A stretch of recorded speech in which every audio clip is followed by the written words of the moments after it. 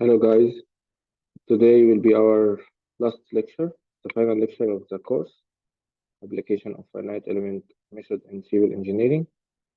The lecture topic is modeling and solution techniques, so some hints and tips of using finite element modeling and how to make it accurate and correct. So the first part today is the structure and element behavior. So in order to select the right type of elements, it is necessary to understand the structure, performance, or behavior, and how also the element behave. So the global structure or the whole structure, and also the individual element behavior. The essence of finite element method is piecewise polynomial interpolation. Okay, so finite element model is a piece of wise polynomial interpolation. For example, viewer bending problems, you need to use the CST or Q6 or Q8 elements. These two example in the figure show which one is best. So in this example, like straight beam under flexion, so we can use Q6 or Q8 elements because the strain in x direction, epsilon x, as you can see, is varying linearly with y across a straight member. So for straight member, epsilon x varies linearly with y. But if we look on the right figure, so this curved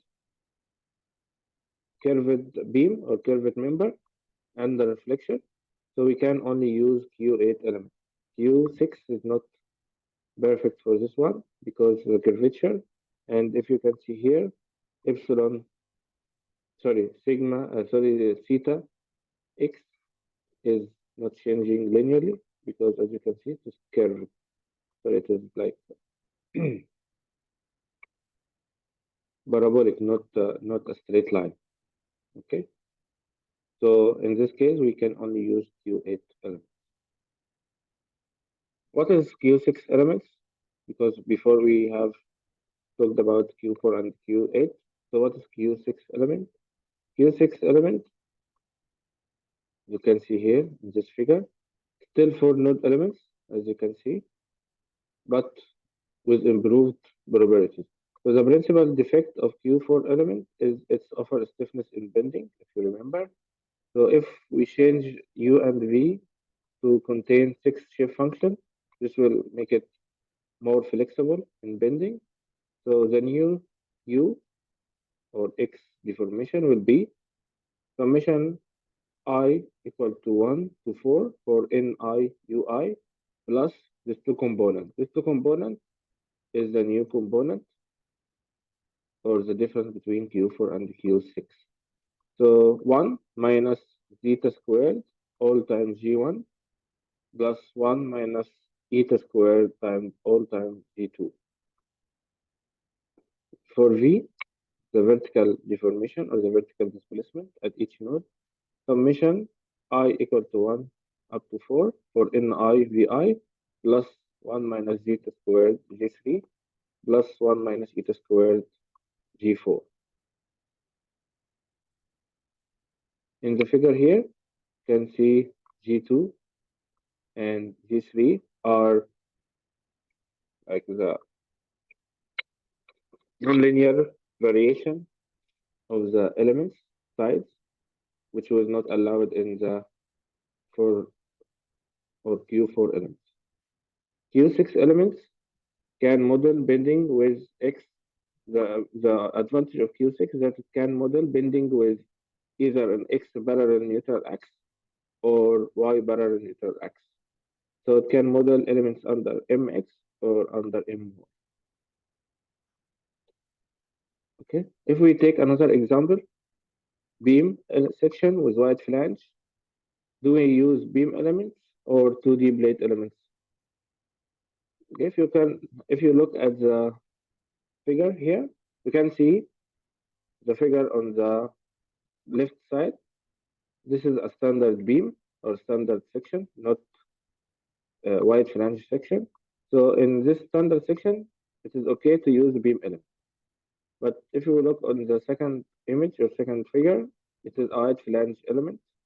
So as you can see, the width of the flange is close or more than the height of the web. So the behavior of this type of section is different from the behavior of standard section. And if you can see, the stresses are not distributed linearly. It is parabolic distribution. So the formula for sigma x equal to mx times y over ix becomes inaccurate and invalid because the stress varies across the wide flange. So the beam element is not okay to be used with wide flange elements, and the only element is plate element will be used for this type of element. In summary, one must both anticipate the behavior of structure and understand the element behavior in order to make a suitable choice of elements, mesh, and analysis procedure. So we need to first understand the behavior of the elements to choose the best mesh or best element type and analysis procedure. This second part is hints about modeling the joints. If you can have a look here, this is a connection between a turbine disk and a turbine blade, and we are looking on how to connect the connection between these two elements. So if you have a look on the right figure, so you can see that the connection nodes or the nodes are interfaced are coincides between the turbine blade and also the turbine disk. So to make a connection between two elements, the nodes should be coincides. So if both the blade and disk are modeled as 2D plane, as you can see, the top part is 2D blade element, the bottom part is also 2D blade element. The perfect connection is ensured. So you have to model both of them with same element types and also make sure that the nodes of contact are coincide. Okay. Another another another method is the blade modeled as blade element, or sorry, the blade. We look back. So the blade, the top part, is modeled as beam element, and the disk is modeled as 2D blade stress element.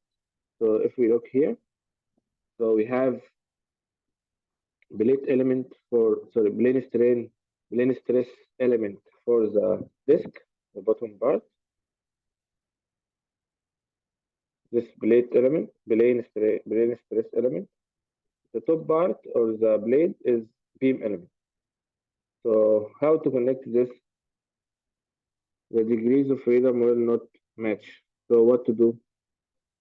So if we look here, figure A, if you can look on figure A here. So in figure A, connected only one node. This method is not correct.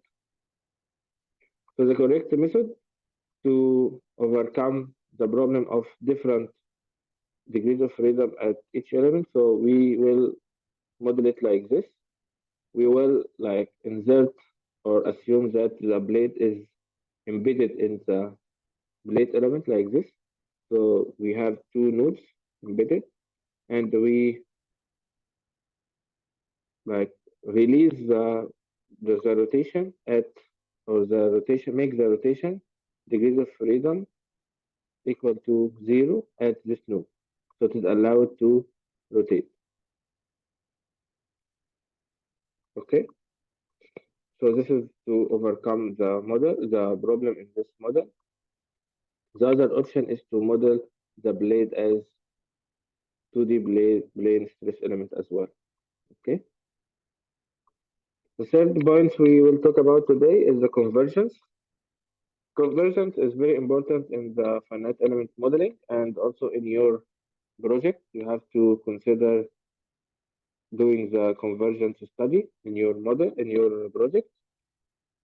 Why we need to do the convergence study because finite element analysis can take very long time depending on the number of elements used to model the structure or mesh size, or we can say also the number of nodes.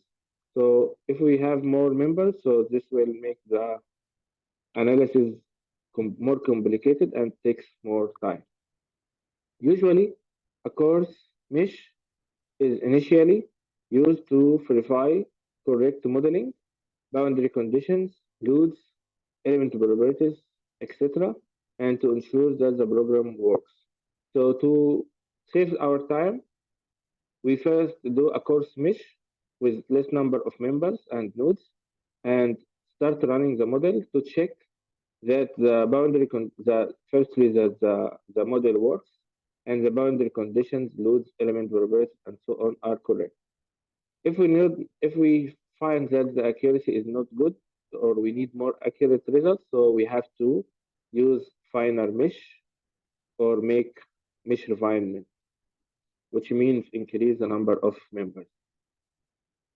It is also necessary to carry out a convergence study by plotting one of the more important results, such as displacement, stress, or strain, with respect to the number of elements used or number of nodes. So we need to carry out a convergence study by plotting one of the results, like displacement, stress, or the strain at any node, with respect to the number of elements or number of nodes. For the final result to be acceptable, it will be necessary that the graph converges. So we have to use finer mesh until the results stay like stable, not much increase or decrease in the result. So this will be our final mesh size. This is an example of the convergence. This figure to the left is uh, the response or the displacement or so on the vertical axis, and the number of elements or nodes on the horizontal axis. The convergence study will give us one of the curves, the lower bound solution or upper bound solution, depending on the type of problem or the problem, and the accurate or the correct result will be this dashed line. So we have to make convergence study until the lower or upper bound solution be very close to the correct result. So if you can have a look here, so the response can provide an upper or lower bound solution depending on the problem being solved. In either case, we have to find a satisfactory convergence or reach a satisfactory convergence. Generally, accuracy improves with the number of elements. If you can see, when we increase the number of nodes, what happens to the results? The upper bound and the lower bound solution become closer to the correct result. And to the left here, to the right here is an example of the convergence study when we determine the area of a circle using triangles. So when we increase the number of triangles, what happens to the, if we use 4 triangles, the area is somewhere here, use 6, become bigger, we get more like larger area, and then the increase in the area when we increase very small. So we can say that we can use 16 or 20 and so on. So from 16, we get same result as 30 triangle. This means that one can use 16 triangle and will get accurate result. Because more than 16 will consume more time in analysis. So less number of element is better if you get acceptable accuracy. So please consider you doing a convergence study in your project because it is required. The next point is symmetry. We have also to consider symmetry in our model, and we have done some examples, one example before on symmetry. So and if a problem involving symmetry, quarter or half, you can do quarter or half, model can be used and therefore drastically reduce the size of the analysis. So when you do only quarter of the structure, this will drast, drastically reduce the time consumed in the analysis and also the size of the analysis. So an example of this is 2D solid elements like this with a hole in the middle like this. So what we have done is just model quarter of it because it is this is symmetric about y-axis. This is symmetric about x-axis.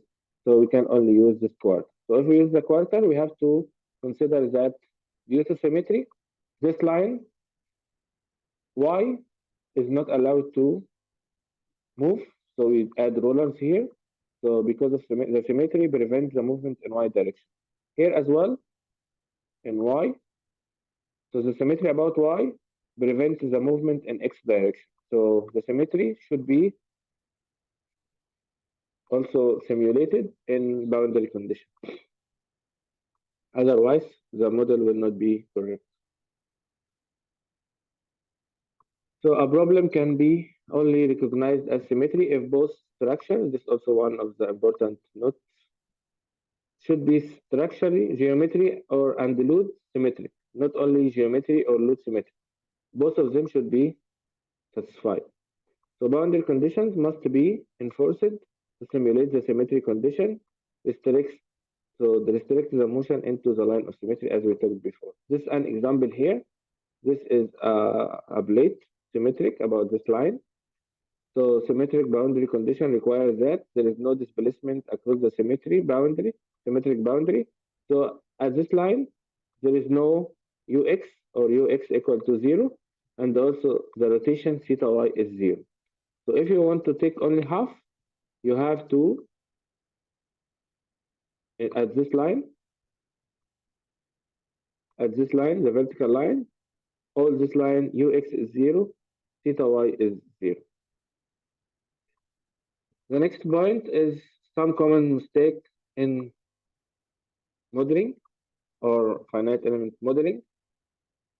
So a singular global stiffness matrix K may be caused by one of the following. So if we got a singular global matrix, this means that the global matrix is 0 and we cannot find a solution to the analysis. So this means that the analysis is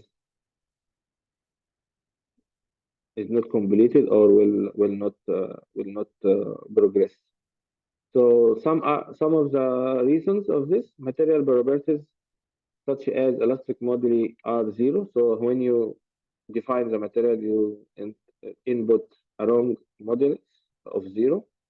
One or more nodes are not connected at any elements. Some nodes are not connected. There are no supports, like if you forget to add the supports, or supports are not sufficient to prevent all rigid body motions. So sometimes because the like structure is not stable, so this will cause the software to give error and abort the analysis. A mechanism is created because part of the model is inadequately restrained.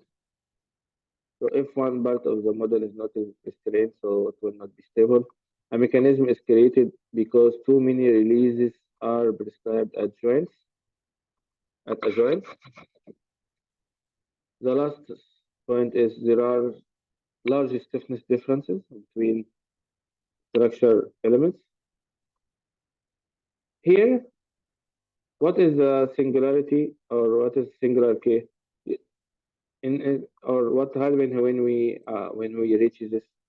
In all softwares, a singular K usually triggers an error message and stop execution of the analysis. So the analysis will be aborted. If execution stops or if execution continues but the results are bizarre, it is clear that something is wrong and search for the cause is needed. So we have to fix the problem. It is much more dangerous if there are errors that lead to a plausible but quite inaccurate results. So if the results are reasonable but not accurate, this is more dangerous than the singular error. So because you will accept the result, but it is not accurate. So some of these results are elements are of the wrong type. So choose, you have chosen wrong elements. Supports are wrong in location, type, or direction. Loads are wrong in location, type, direction, or magnitude. So you have add loads in wrong direction or wrong location. If symmetry is exploited, so a load in a plane symmetry may not have been divided by two.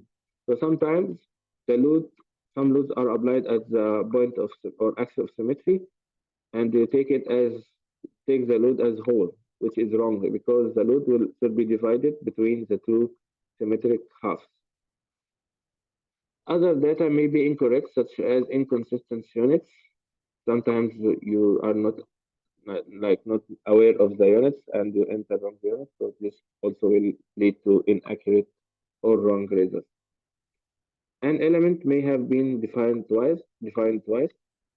A connection may be physically meaningless, or you add a connection or a joint at wrong place.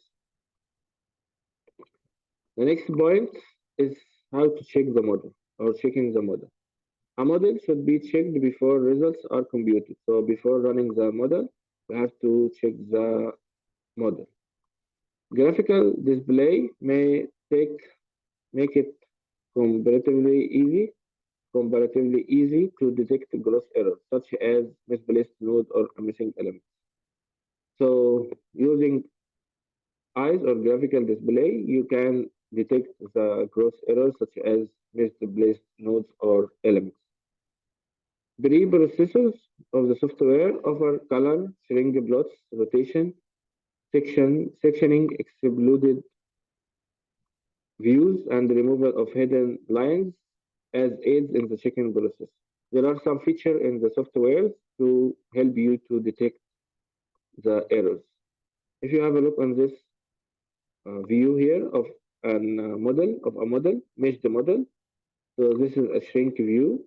So if you see here, one of the elements was deleted at this area. So you have to redraw it again. Otherwise, there will be error. So some checking is done by the analyst or the designer, and some is done by the software automatically. But we cannot depend on the software. So this is what is written here. So built-in error tests by the software cannot be given all responsibility for success of an analysis.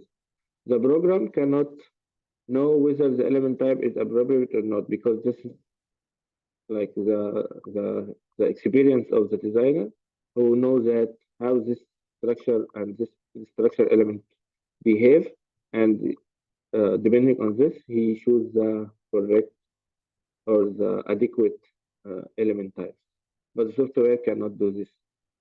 And also if the supports are properly located and whether data have been supplied using consistent unit or not, and so on. So the responsibility resides or go to the designer or the user, not the software itself.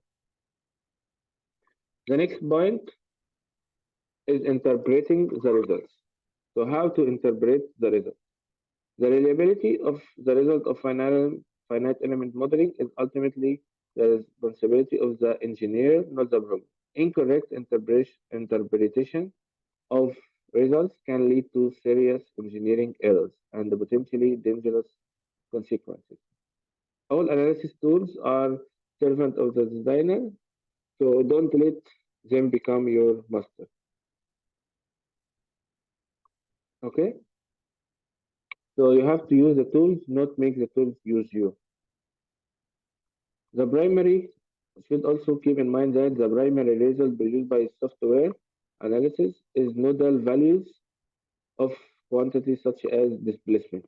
Then, depending on the type of analysis, the software calculates the stresses, natural frequency, mode, shapes, or other quantities based on the nodal result.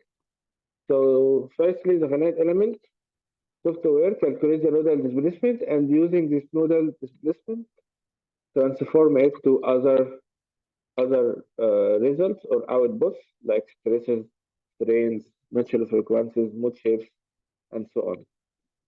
In most softwares, stresses are reported at the element centroid.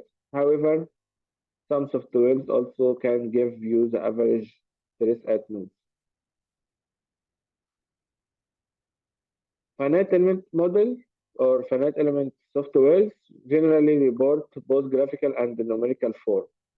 The graphical results are far easier to interpret than the numerical result because the numerical results are too much detailed, but the graphical results are less detailed, so you can easily interpret or understand the result.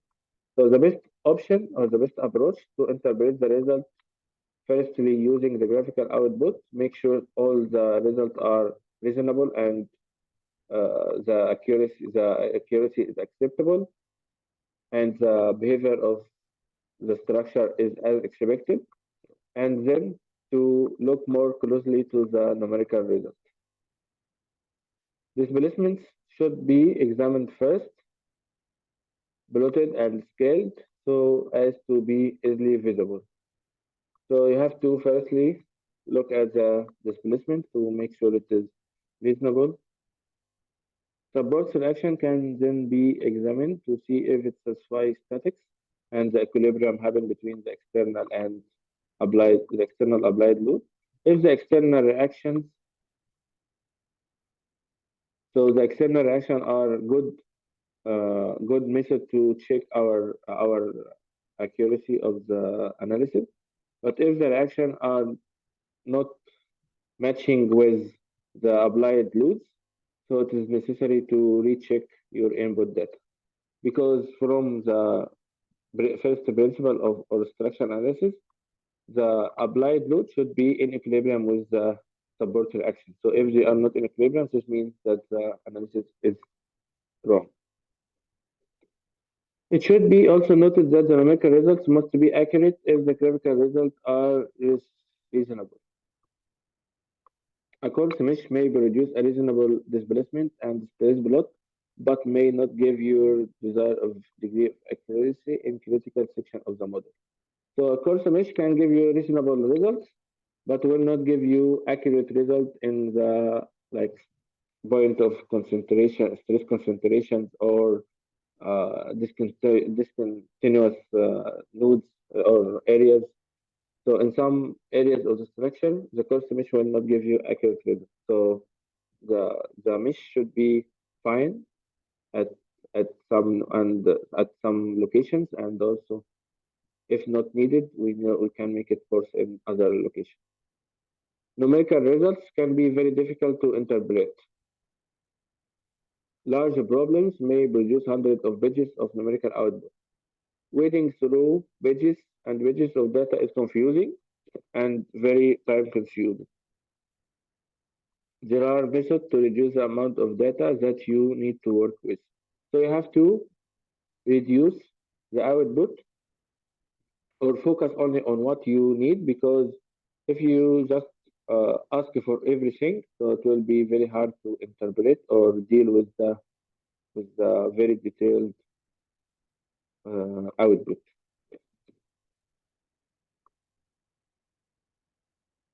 The finite, the finite element report is a report of software. Finite element software can contain the following components. First, description of the object of the analysis.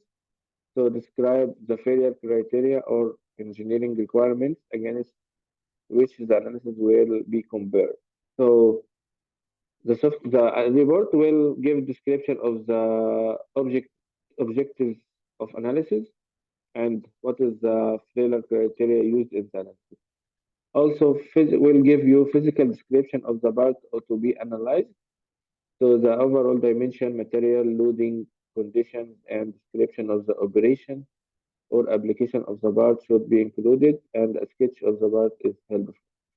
So physical description showing the dimension, material properties, loading conditions, supports, and boundary conditions, and also might contain a sketch of the part.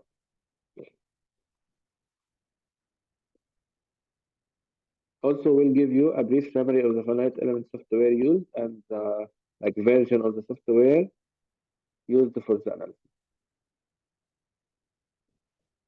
The finite element report will also contain a plot of the finite element model and description of type of element used, boundary conditions, applied loads, and relevant engineering assumptions. So the report will contain plot of the model with the description of the element types, like 2D, delete elements, beam elements, and so on. Boundary conditions, so like dx equal to 0, dy or theta and so on equal to 0. Applied load, and also what is the assumption used in the analysis. Also, the report will contain displacement, mode shape, and stress control plots, etc. So this is the output. Discussion should accompany these plots, describing the behavior of the model and how it relates to the actual expected behavior of the part. So your finite element report should also be contain displacement, mode shape, stress control plots, or displacement plots, a moment shear plots, and so on. Any plot you think will be helpful in showing your results. So and also you should have some discussion about the results, explain where is the maximum, minimum values, and why this happens, and so on. It also should contain table of stress and displacement for critical section of the model. Complete output is generally attached as an appendix of the report. So your report should contain table showing the stresses, strains, and displacement for critical section. So the maximum, where is the maximum stresses, and put this all in a table to be easily interpreted. If you want to add the complete output file from software, you can add it as appendix of the, you have to add it as appendix in the report. Conclusions, the report should also contain conclusion and recommendation. So what is the conclusion and recommendation from your analysis or your project? If the analysis shows an adequate design, recommendation for design modification would be included in the section. So if you think the analysis has weak points, so you have to add recommendation to avoid this weak points in the future model. Also, one of the things you have to add to the report is the, as we mentioned, the convergence study. So the convergence study should be added to the, the report. Some other modeling problem you may face. The finite element method is not very good at calculating peak stresses at holes, fillets, and so on. In problems involving concentrated loads and or geometric discontinuities, apply self-evidence principle to determine minimum dimension and areas requiring a refined mesh. Generally, a more refined mesh is required for stress analysis than for displacement analysis. Okay, so the finite element model is not very accurate at big stresses or stress concentration like holes, fillets, and so on. So if you have holes or fillets and so on, more refined mesh is required around the hole or around the fillet to get better results. Okay. Also, if the problem you solve contains or involving concentrated load or geometric discontinuous, self-evidence principle determines the minimum dimension and areas requiring a refined mesh. So you have to use also a refined mesh at the concentrated loads or geometric discontinuity. according to Saint-Venant principle. It is important also to note that all nodes should be connected, and also the interior nodes must be connected on all sides. So all nodes or all elements should be connected at nodes. So you cannot connect two nodes, two elements without connecting the nodes. So when like checking the model, you need to make sure that all the nodes are connected. Some other modeling problems: when a practical, where practical, use a uniform mesh pattern. So it is better to use a uniform mesh pattern, equal node spacing like 50 by 50, 25 by 25 millimeter size. But when making transition from, if you need to do a fine mesh or coarse mesh and fine mesh at same problem, so a transition area between the coarse and fine mesh region should be taken in consideration. Okay, so you don't have to change the dimension of adjacent element by more than a factor of 2. So when you change from coarse to fine mesh, the size difference should not be more than 2, or the factor between the size of the coarse to fine mesh should not be more than 2. If necessary, make the transistor over a series of elements to maintain this factor. So you can gradually make the transition. You don't have to make it at one step. So you can make it in 2, 3 steps, and so on. So if you look at this figure, you can see that figure A and B transition from coarse to finer mesh to avoid arbitrary size change. So figure A and B transition from coarse to finer mesh to avoid arbitrary size change. Okay, in figure C,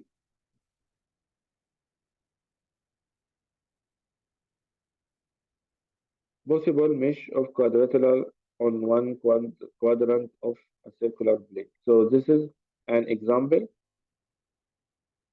of meshing a quarter of a circle using quadrilateral meshing. Okay, so this is figure number C. Also, in discontinuity, as mentioned before, elements should not extend across discontinuities or thickness changes. Like this part here, if you see this part, you can see that there is a shape change or discontinuity here. So you can't use this as one element because this will make problem in the software. So you have to divide it like this. So final mesh is needed at this discontinuity point. So add additional nodes and more elements in these cases. So at discontinuity points or areas, you have to use more nodes and more elements. The last part of this lecture is to model a binder clip, which is an example of how to use the symmetry in our model. So the objective of this example is to estimate the external forces required to open the clip. The clip is made from high carbon spring steel, and the required displacement is 1.2 centimeters. So is there any symmetric condition in this element? Yes, we have axis symmetry about uh, horizontal axis. So we can use only one half of the structure as shown in figure on the right. So if you have a look on the figure on the right, we take only half. What type of element would be suitable for this part? So quadrilateral plate elements are used to model the spring steel because it has a plate or like area. So it's better to use a plate element and the beam element for the handle. So this handle is beam element because it's only line, like very close to the behavior of line. So what is the boundary conditions are? The boundary conditions are fixed nodes at points from 1 here to 6 here. So all this line from 1 to 6 will be fixed. The connection of the handle to the curved edge is hinged connection. Is hinged connection, sorry. So we have two types of connections here. Fixed from 1 to 6 because of symmetry, and also hinge at the connection of the handle to the curved edge is hinged connection. So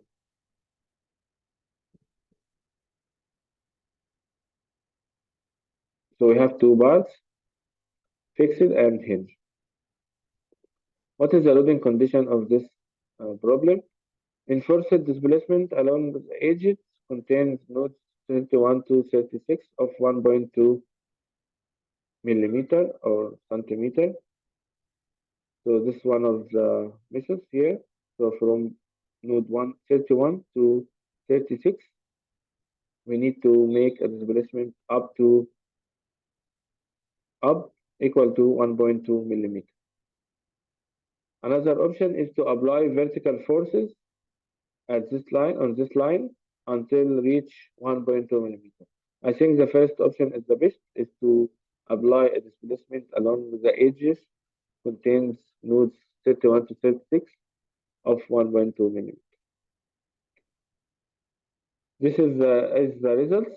So the results show this is a deformed shape, as you can see, deformed shape after opening the binder, and this is the stress distribution.